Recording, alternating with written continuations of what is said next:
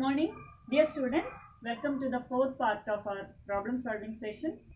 We are now doing problems from chapter 1, electric charges and fields. If you haven't seen the previous classes, please see the description. All the links are given in the description. Hope you have done all the exercises given in your textbook, and now you must be enjoying the problems in physics. Not only the exercises, the solved problems in your textbook are also very important. So try doing those solved problems in your textbook. So when you do large number of problems, you'll be understanding the concepts in the theory part also. You'll be able to answer any type of questions. Being 12th standard students, you must be expert in managing your time fruitfully. Remember, time is very precious. So this course, plus 2 course, is the course which decides your future. So you must manage your time in a very fruitful manner. Whenever you get some extra time after doing your routine work, do something new. Study the lessons carefully. Practice more and more questions. Practice some question papers. What is your ambition? Already you must have set your ambition. Set your goal, right? If not, set it now. At this moment, you should have a proper ambition. Then you can start moving towards your ambition. Think about your ambition and dream it, as Dr. APJ Abdul Kalam said. So once you have a particular ambition, it is very easy to move towards that. Okay, we'll start doing the exercises. Hope you are ready with your notebook and pen. So we are going to start question number 19. Up to the 18th question we have done in the previous classes. So we are starting with question number 19. By this time you will be thorough with the theory part also. Now please don't forget to comment your doubts and suggestions. And if you are watching the class for the first time, please subscribe the channel. Then press the bell icon for notification. You will get the notification on your phone. So please do it. So now we'll start doing the questions. So we'll start with the 19th question. A point charge of 2 microcoulomb is at the center of a cubic Gaussian surface 9 cm on edge. What is the net electric flux through the surface? So you are given charge 2 microcoulomb, that is 2 into 10 raised to minus 6 coulomb, and it is placed at the center of a cubic Gaussian surface. The length of one side is given 9 cm. What is the net electric flux through the surface? So by Gauss theorem, we know electric flux phi equal to Q by epsilon 0, right? So you are given Q, you can directly find out phi equal to Q by epsilon 0.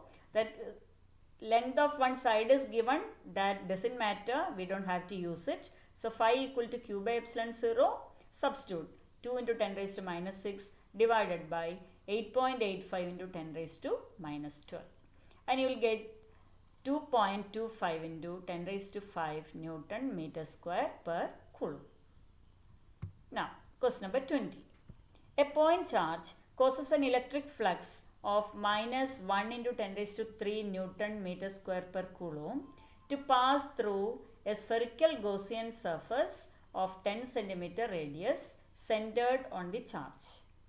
If the radius of the Gaussian surface were doubled, how much flux would pass through the surface?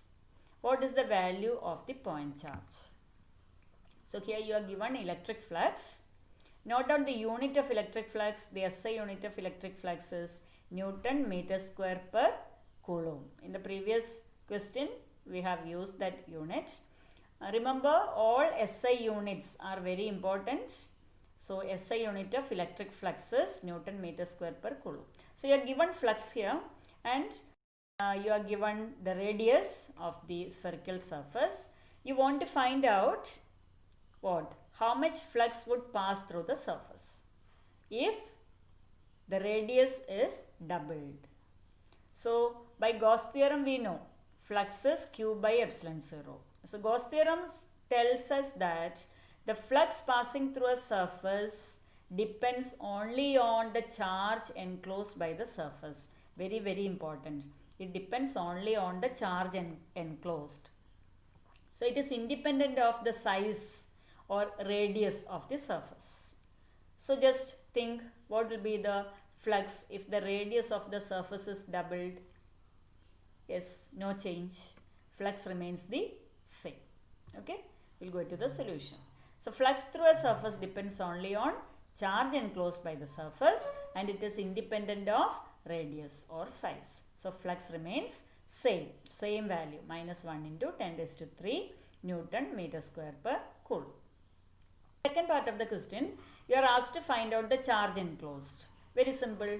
You have the equation for phi equal to q by epsilon 0. You want to find out q. So q equal to phi into epsilon 0. Substitute. So minus 10 raised to 3 into 8.85 into 10 raised to minus 12. You will get 8.85 nano coulomb. Nano means 10 raised to minus 9. Remember, that value is 10 raised to minus 9. 10 raised to minus 9 is known as nano coulomb. Okay. Now, question number 21. A conducting sphere of radius 10 cm has an unknown charge. If the electric field 20 cm from the center of the sphere is 1.5 into 10 raised to 3 Newton per coulomb and points radially inward, what is the net charge on the sphere? So here again you have a sphere, radius given 10 cm and you are given the electric field at a distance 20 cm from the center. Okay, electric field at a distance 20 cm from the center of the sphere, that is given, that is E. And you are asked to find out the net charge on the sphere. See, as far as a conducting sphere is considered, for a point outside it, the charge acts as if it is concentrated at its center, or there is a point charge. The conducting sphere, the charged sphere acts as a point charge. So you are given R 10 into 10 raised to minus 2 meter, E 1.5 into 10 raised to 3 Newton per coulomb, small r, that is the distance 0.2 meter, and Q you want to find out. Value of 1 by 4 pi epsilon 0 is given, 9 into 10 raised to 9, that we know. See, capital R denotes the radius of the sphere, small r denotes the distance. So, when you find out the electric field intensity due to a sphere, for a point outside it, the charge sphere will act as a point charge. Okay, for a point outside the sphere, the entire sphere acts as a point charge. So you can consider the equation E equal to Q by 4 pi epsilon 0 R square.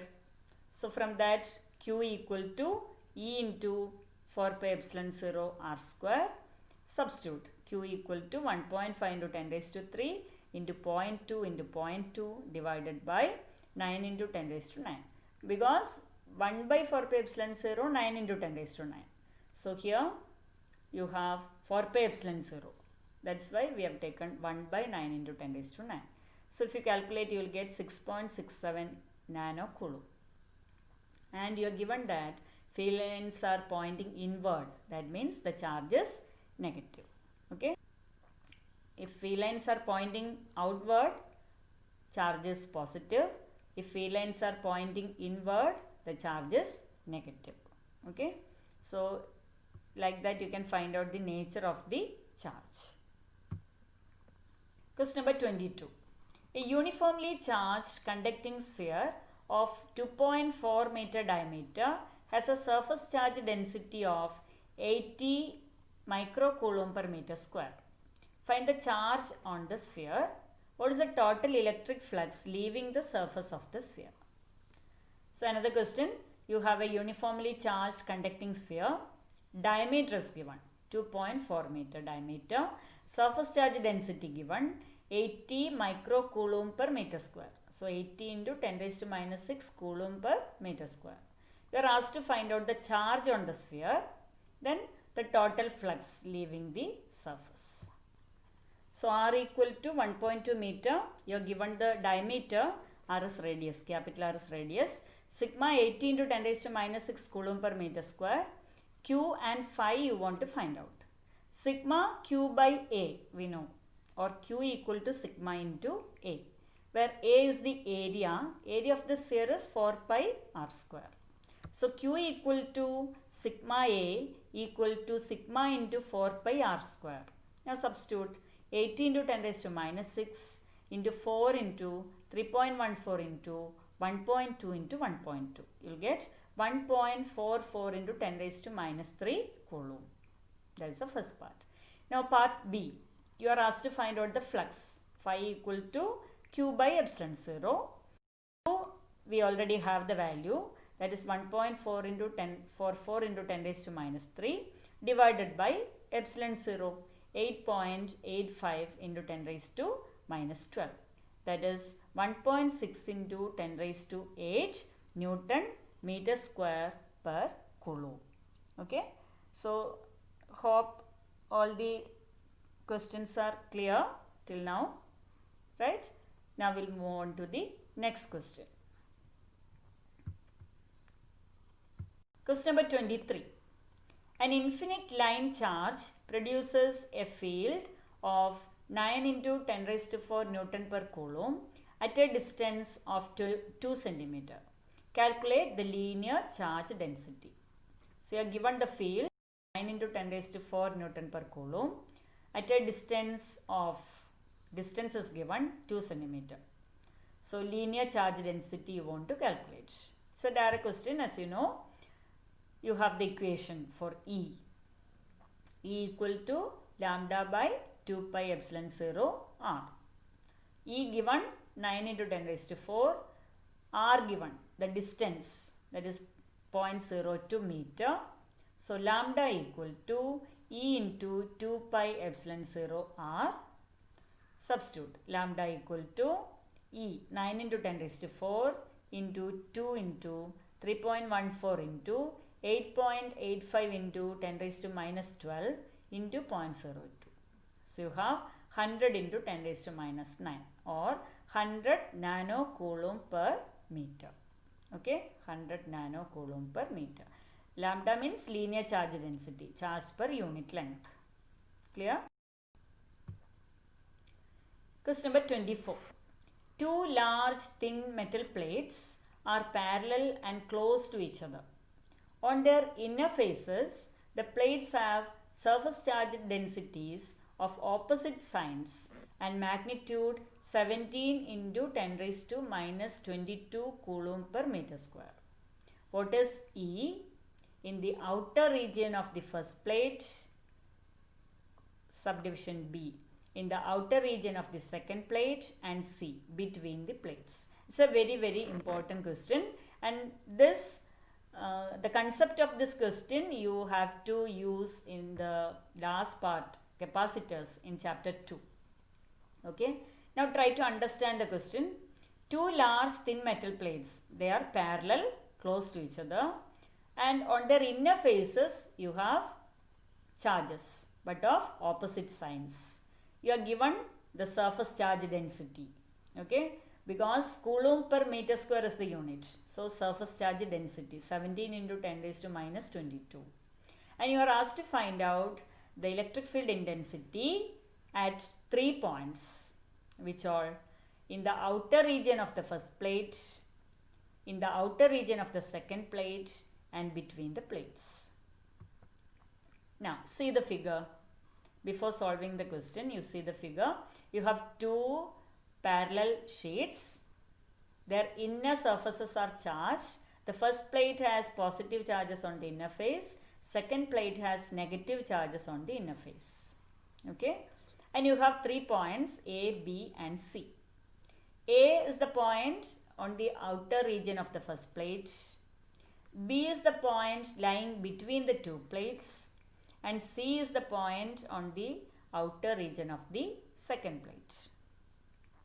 And the arrow mark gives the direction of electric field intensities due to the two plates. See, at point A, what is the direction of electric field intensity? How will you find out direction of electric field intensity? Place a unit positive charge and see how it moves. Okay. At point A, you are placing unit positive charge. Due to the first plate, how does the charge move? Positive charge placed at A, it moves towards left because first plate is positively charged. So it undergoes repulsion. So it moves towards left. Then what happens to that charge due to the second plate? At A, you have unit positive charge. Due to the second plate, how does it move? That direction gives you the due to second plate. So the positive charge at A gets attracted towards the second plate because second plate is negatively charged. Okay. So at A, if you place a unit positive charge, due to the first plate, it moved towards left. Due to the second plate, it moves towards right. And field intensity due to a plane sheet of charge, equation you know, sigma by 2 epsilon 0. Both are having same surface charge density, sigma. Okay. So sigma by 2 epsilon 0 is the equation for field. So at A, there are two fields acting, sigma by 2 epsilon 0 due to the first plate towards left and sigma by 2 epsilon 0 due to the second plate towards right. So what about the net field intensity? Two fields are equal but opposite. Net field is equal to 0. At A, the net field is equal to 0. Now, at C, at point C, that is at a point outside the second plate, what is the situation at C? How will you find out the field intensity at C? For that, you have to place unit positive charge at C. Okay, place unit positive charge at C. How does it move due to the influence of the first plate? So if you place unit positive charge at C, due to the first plate, it moved towards right. Okay, because of repulsion. You have positively charged plate and a positive charge at C, so it undergoes repulsion, so it moves towards right. That is, field at C due to the first plate is towards right. Now, what is the field at C due to the second plate? Due to the second plate, the field at C is towards left. Why? Why? Because at C, if you place a positive charge, it gets attracted towards the second plate. Second plate is negatively charged. Okay. So, due to that negative charges, the positive charge at C experiences attraction. So, it moved towards the second plate. That means the field at C due to the second plate is towards left. Hope it's clear to you. Okay. So, you have two field intensities at C. Due to the first plate, it is towards right. Due to the second plate, it is towards left. And both are equal in magnitude, opposite in direction. So, net field intensity is 0. So, at points A and C, the net field intensities will be equal to 0. Now, consider point B. Point B lies between the two plates. Okay. Between the two plates, you have point B. How will you find out field intensity at B? For that, place unit positive charge at B. See how it moves. If you place unit positive charge at B, due to the first plate, it moves towards right. Okay. First plate is positively charged. So, at B, if you place unit positive charge, it moves towards right because of repulsion. Now, due to the second plate, what happens? Due to the second plate, that unit positive charge at B moved towards right because of attraction. The second plate is negatively charged. So the positive charge placed at B experiences a force of attraction. So it moves towards the second plate. So in effect, you have two electric fields acting at B. Both are acting towards right. Okay. So how will you find out the net field intensity? You just have to sum up the two. Okay. So at point B, you have field due to each sheet equal to sigma by 2 epsilon 0. Field due to a sheet of charge, we know the equation sigma by 2 epsilon 0. So sigma by 2 epsilon 0 plus sigma by 2 epsilon 0. Because both the fields are along the same direction, they are vectors. So when the vectors are along the same direction, you have to add to get the total. So sigma by 2 epsilon 0 plus sigma by 2 epsilon 0, you will get sigma by epsilon 0. It's over.